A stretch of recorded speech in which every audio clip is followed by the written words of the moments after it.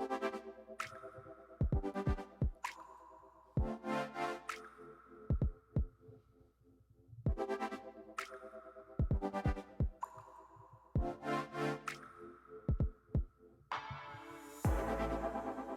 going on, everyone, and welcome to the Pivot Mindset Podcast. I am so excited to have you with us yet for another episode.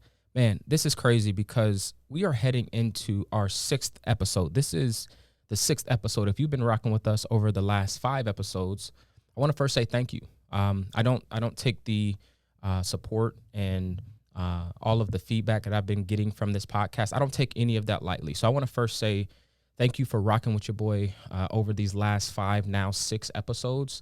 I believe there's a stat out there that says the average podcast doesn't get to over 6 episodes. And for me personally, when I set out to start this podcast, I wanted to make sure that I did more than the average. I wanted to make sure that I committed to something new and that I was able to dedicate all of who I am into this podcast. And so I'm super excited of where this podcast is going, of how we've continue to develop this and how we're going to continue to grow. And so thank you all for listening. I'm going to ask that you would please, if you haven't already, please leave us a rating and review for the podcast. All of this is super necessary for us to continue to grow, to continue to get in front of other people and other listeners. So whether you're listening to us on Apple Podcasts or Spotify or iHeart or Google Podcast, or if you're watching us on YouTube, wherever you are listening to this podcast, please, we ask you that you would leave us a rate and a review. All these things help us to kind of get in front of the algorithm and get this into the listeners of more people. And so with that being said, if you guys missed our last episode, was really excited about it because episode 5 was around how to make money on social media. And we dove a little bit deeper into creating an offer and what that offer was. So if you haven't checked out that episode, I encourage you, check that out if you can. It was a snippet that we actually pulled from a Zoom session that we did with a very nice group of people that were inspiring or current entrepreneurs who are just looking to level up and make more money on social media. And so that was our last episode. And today, man, I'm really excited to dive into this particular topic because to me, this is something that really changed my life. What we're going to talk about today is a topic that once I read this particular book that I'm going to be deriving some of these principles from, I read this book, man, about 2015 or 2016, somewhere around there. And I was in my early to mid 20s. I was in my mid 20s. And man, I didn't know a pinch of what I was able to get and glean from this particular book that I'm going to be talking about today. But once I read this book and once I was able to derive a lot of the principles out of this book, it changed my life significantly.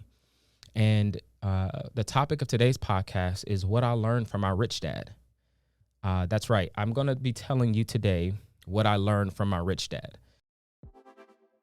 This episode is sponsored by Garden, Landscape, and Tree Services. Gardening, Landscape, and Tree Services are the trusted professionals for all of your tree removal needs.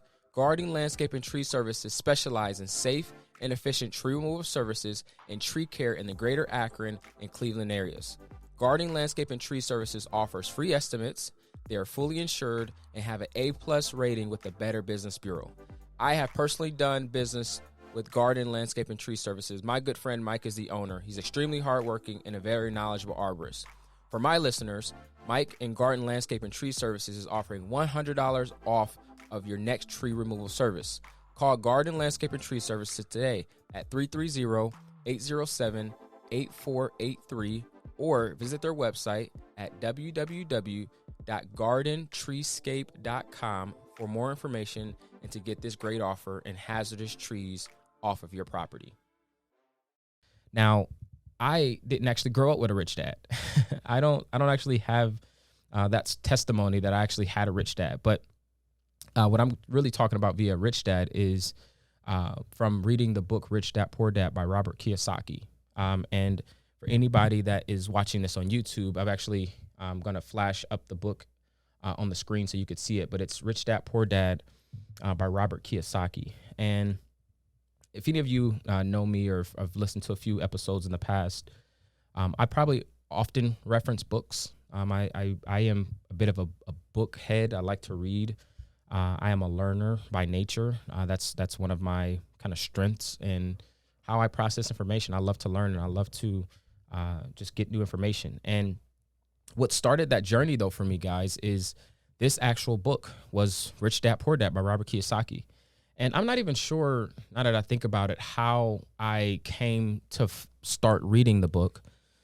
But however I came about reading this book, I'm so glad I did. And so at its foundation, just to give you guys an overview for any of you that have never heard of this book, is Robert Kiyosaki is the author of the book. And he talks about his experience and his paralleled lives that are dramatically different, and the things and points that he derived from his rich dad, as well as the points and life principles that he arrived, particularly around areas of money that he derived from his poor dad. So the title of the book, again, is Rich Dad, Poor Dad. And it's kind of like this parallel between the things that his rich dad will tell him and the things that his poor dad would tell him. And I took a lot of it because, again, I didn't have a rich dad telling me any of this stuff. I primarily, for the context of the book, had poor people telling me what to do with my life, telling me what to do with my money, telling me how to treat my finances and how to invest, et cetera, et cetera. And so for this episode, I want to be able to talk about the top 3 lessons that I learned from this book and have incorporated into my life. And I think this is super important because for us, this podcast is all about the pivots. This is the Pivot Mindset Podcast. And of course, we believe that life is all about the pivots, and those who decide to make the pivots decide to become successful. And for me, this was a huge pivot in my life. Like if I chronologically stack rank the pivots in my life, this was a significant pivot once I read this book. And these principles that derived from this book changed the way that I looked at life. It changed the way that I looked at business. It changed the way that I looked at money. It changed also how I looked at success. And so let me make this clear, that like I've taken so much from this books and many others that I've read from Robert Kiyosaki. He also has tons of other books that are a series of books that he's released, right? So let me first start by saying that I believe that leaders are readers. To me, anyone that is leading at a high level, they're typically well-read. And in my early 20s, I was not well-read. I believe I had great guidance. I had a lot of mentors and people that are around me, but I wasn't well-read. And it wasn't until I started to really read more that I really just started to understand like how I looked at the world and how I started to find my real mentors and what I call my tribe of mentors. And I believe that everybody has a tribe of mentors, and their success is predicated based on their tribe and the people that they allow to pour into their lives. And so let me start off by saying that, or let me start off with principle 1. So principle 1 of that I derived, and this, again, let me make this clear. This isn't all that is in the book. This book has a lot more than the 3 things that I'm going to talk about today, but I want to just dive into the 3 principles that I pulled and that I use today. So principle 1 is to grow your means and to not live beneath them. What do I mean? So principle 1 is around growing your means. So many of us try to build a budget and we try to build a life. And I think it's super important to budget. A lot of people have listened to Dave Ramsey, and Dave Ramsey was a part of my financial journey. He was someone who really got me thinking about money. And once I read his book, I think I read Rich Dad Poor Dad right after that. And so it's like almost polar opposites. But there's a school of thought out there that'll tell you to budget your money, and it'll tell you to count every dollar and count every penny. And if your budget is tight, stop going to Starbucks. Or if your budget is tight, stop going to the movies, or stop going out to eat, or drive less places so you don't have to spend as much money in gas. Like it's a mindset around like I would call it lack. It's a mindset around only doing what's necessary to try to get ahead, and living on a budget and living on a reduced means to put yourself in a better position to save money that you may be able to pay down debt and make investments and things like that. But Robert Kiyosaki in the book, he talked about growing your means. And so instead of building a budget and living a life where you say, hey, I'm not going to go to Starbucks anymore, it was more predicated on what would happen if you begin to think offensively, I call it, and start to expand your means. So one way when I think of budgeting, and when I think of saving money, and I think of sacrificing not going to Starbucks, I look at that as a defensive strategy in order to be financially secure and to build financial means. But there's also an offensive side, and you can only reduce so much of your budget. And what Robert Kiyosaki talks about is growing your means, and that is finding a way to make more money. And to me, I started to ask myself a much different question. So the question, instead of how can I save my money, the question that I really love to ask myself is, how can I afford this? Right? If it's a pair of shoes that I want, instead of saying how many drinks can I forego at Starbucks, I started to think offensively and saying, man, what could I do to actually make more money? How could I think creatively? How can I serve someone else? How can I sell something in my house? How can I do something to make more money or to expand my means to actually get what I want? And when I think of that, and I think in that way, like I said, principle one is being growing your means instead of living beneath them. When I think in that way, it pushes my mind at a different and a higher capacity. To me, saving and being of this like saver mindset, it's very simple. And again, it's not to say that it's not necessary, but to me, it shuts off the creative and the critical thinking aspect of your brain. But when you have to now think, how can you actually afford something and what you're going to do to afford it, whether that be a house that you want, whether that be a car that you want, it puts your mind in a position that you now start thinking offensively, and you start getting in the driver's seat of controlling the kind of life that you want. And this is so important because someone who thinks like this in an offensive mind, there's no limits that they'll have on their lives, because they'll always be in the position to want to expand or know if there's a problem that they have in their lives. Instead of asking, or instead of like reducing who they are, they'll start figuring out ways to expand and grow upon who they are. They'll read a new book. They'll find a mentor. They'll take a course. They'll do something in their life that will help change the way that they look at their situation. And as a result, would help them grow their means in this particular example. Right. And so instead of figuring out how I can save $1 a day, the question becomes, how do I begin thinking how to make $1 a day? Right. So again, and I summarize it to offense versus defense. I think they're both critically important. But to me, I try to spend less time in defense and more time in offense. Offense, in any sport analogy, it's what you use to score the points. It's the thing that's going to drive up the score. You're going to win by offense and defense, but offense is going to be the thing that helps you score and drive up the points. And so I personally prefer to be in a more offensive mindset in regards to my money. And I've found that to be extremely rewarding because, again, I've leaned into that thought. Like, what can I do? And so question for you guys out there is, what can you do to make more money? What can you do to, instead of finding how to shrink and fit everything into your very probably small or meager budget, if you're somebody that's living paycheck to paycheck or maybe struggling, instead of thinking that way, start thinking, man, how can I double my income? And what would I have to do to actually pull that off? And is it even possible, right? And typically it is possible if we can think from an abundant mindset and to think at that level from an offensive standpoint. And so that's principle number one, was instead of trying to live beneath my means, how can I actually grow my means? That's one of the major principles that I learned from my Rich Dad via Rich Dad Poor Dad book. Principle number two, and I think this one's super cool too, is principle number two is that the rich do not work for money. Principle number two that I derive from this book is that the rich do not work for money. See, people who are rich, they found a way to leverage their skills, their resources, and relationships to make them money, not necessarily their time. And so the rich, they do not work for money. Money actually, as a result, works for them, right? So like the rich work to build up their asset column and not to necessarily make a paycheck. Like the rich, people who are rich, when we say the rich don't work for money, they aren't living like a paycheck and a money necessarily a mindset from that perspective. To get rich, you people, especially people that are rich, they understand that you have to have an asset. You have to have more assets than liabilities, right? You have to have things that are paying you more than you have things that you are paying for, right? So it's kind of the simplified way of thinking an asset. An asset is something that pays you every single month, and a liability is something that you pay every single month. And the rich, they work for assets. They work for things that pay them every single month.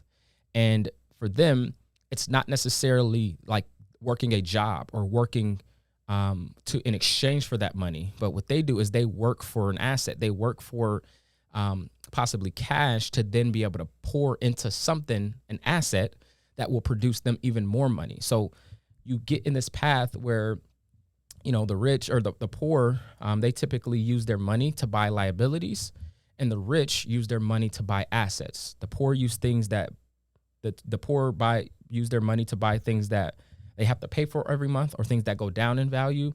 And the rich use their money to buy things that go up in value, and that pays them as a result every single month. And so this is a huge mindset shift for me because I never heard that before. I never heard that the rich don't work for money. And until I really opened up my mind to really receive like what that actually meant, it was super confusing at first, right? So, and this is like some of the ways that the rich don't work for money, right? So rich people, they have businesses. Rich people have money working for them. Rich people play the game of money. Rich people work, but they do not work for money. So I want that to like continue to be ingrained in your mind that rich people work extremely hard, but they do not work for money. Some rich people even work for time. Some people work for a resource or for relationship or for knowledge, right? Like especially when I first started getting started in real estate, I began learning and working with people for free. And this is something that I think is undersold in our world, is that what it is to actually work for somebody for free, especially if you can find somebody that you'd like to try to emulate or that you admire certain aspects of their lives.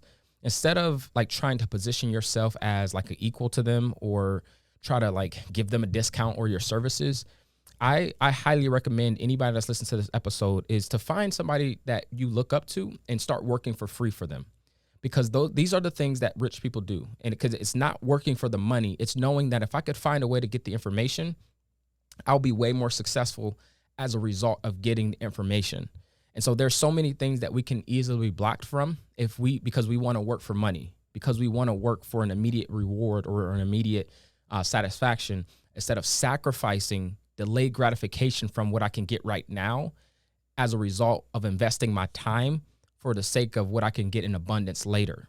And so this is something that I believe rich people have found a way to master, and that is that they aren't not working for money, right? So this does that mean that people who are rich have not worked for money in the past, right? This does that mean that, if somebody's rich, that they haven't had to, especially if they started their own business, it doesn't mean that they weren't wearing many hats and working long hours and actually ever working for money. But again, the goal of rich people is that they work for assets. They work for cash that they can pour into for assets. And typically poor people work for money that they can pour into liabilities. And so this was one of the critical points that I took from Rich Dad Poor Dad, was that rich people do not work for money. Again, rich people do not work for money.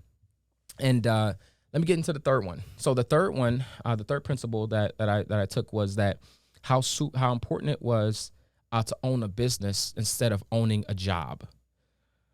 This is going to take some breaking down. I feel like I feel like this one is actually going to take me breaking it down a little more. So owning a business versus owning a job. Rich people, they own businesses. My rich dad owns a business. My poor dad owns a job. And what do I mean by that? So especially nowadays in the entrepreneurship era, in the space that we're in, everyone wants to work and own their own business, right? They want to be an entrepreneur. And I love just the environment that we're in right now, because a lot of people are super inspired to go out on their own and take risk and bet on themselves. And I love that. But the challenge is that most people that go out and start a business from scratch, they're really just creating a job for themselves to work in. They're not actually creating a structured, systemized business that has processes. So what's a good delineator between somebody like something that's a business and something that's an actual job? So when someone owns a business, that business has employees, that business has processes, that business will continue to run whether or not that entrepreneur shows up that day. And that the entrepreneur is not necessarily working in the business, but they're working on the business. They're not working in the business every day. For example, if it's a restaurant, that owner isn't like sitting down the tables and being the waiter and bussing the table down and greeting people. Typically, that owner, though that owner could do that in certain capacities, Typically, the owner is doing the things that most customers or most patrons won't see. They're thinking strategically about their 10-year plan. They're looking for ways that they can invest and double down and continue to grow their revenue. They're making sure that their marketing is on point and that they're finding a way to find their target and key client. Like, these are things that when you own a business and you own a system, this thing is easily bottled up, I'd say. Like, if you own a business, you can easily bottle it up and you could easily sell it. When you own a job, it's hard for you to ever bottle that up and sell it because you are part of it. And so entrepreneurs, I think now, especially starting entrepreneurs, I think struggle very much in this aspect, because what we can do is it can be super easy to go and start the business and then work in the business for 80 hours a week. And as a result, I understand what it means to actually do a startup, and you may have to bootstrap and do a lot of things yourself initially. But what happens is a lot of entrepreneurs get stuck there and they never actually transition from being an employee in their business to being an owner in their business and being just really an investor in their business.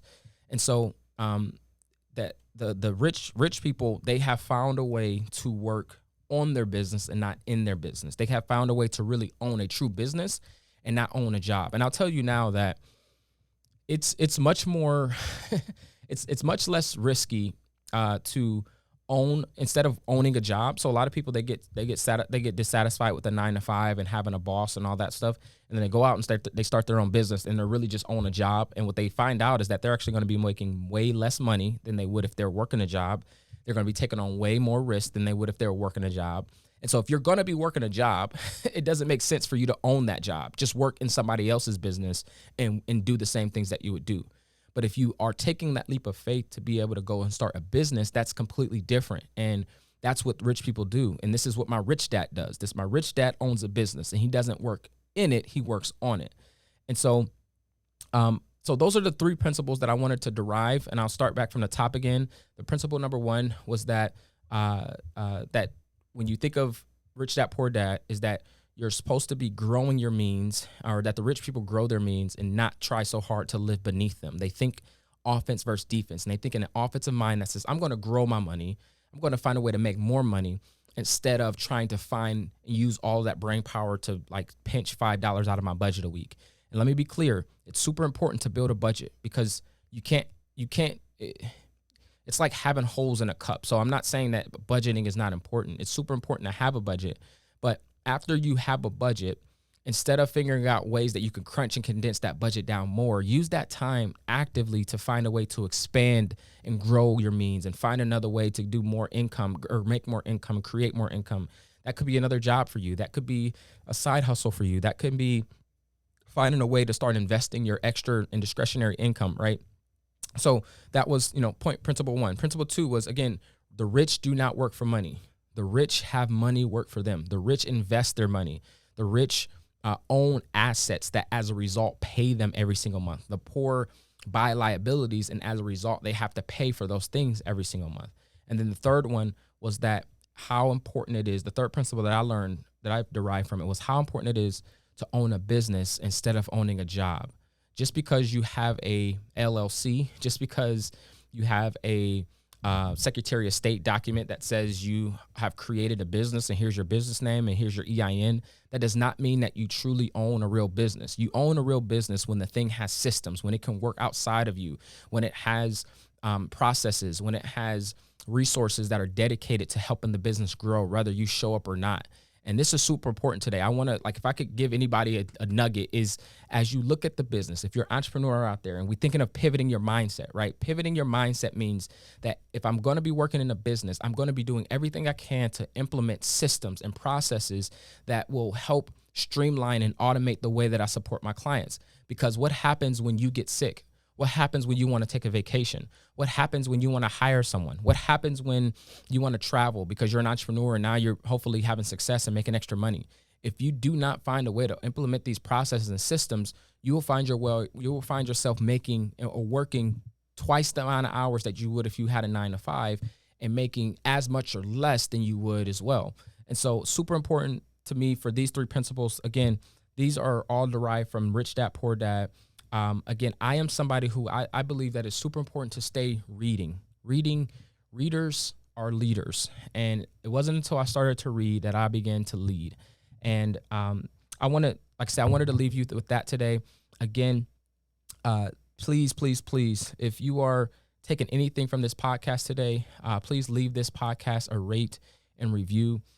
We would super appreciate it, because again, for us, we don't continue to grow unless you get the messaging out there, unless we inspire you enough to be able to share this messaging with anybody else. So please write a review for the podcast. Please share it with any of your friends. Let them know that we have the Pivoted Mindset podcast that is growing, that is a bright, vibrant community. And I want to thank you again for checking out another episode of the Pivot Mindset podcast. Again, my name is Justin. I'm your host. You can find me on Instagram at _Justin Carter, as well as on YouTube. I can be found at Justin Carter on YouTube. And as always, let's continue to be great. Let's continue to change people's lives, and let's continue to live the pivoted life. And remember, life is all about the pivots, and those who decide to make the pivots decide to become successful. Peace.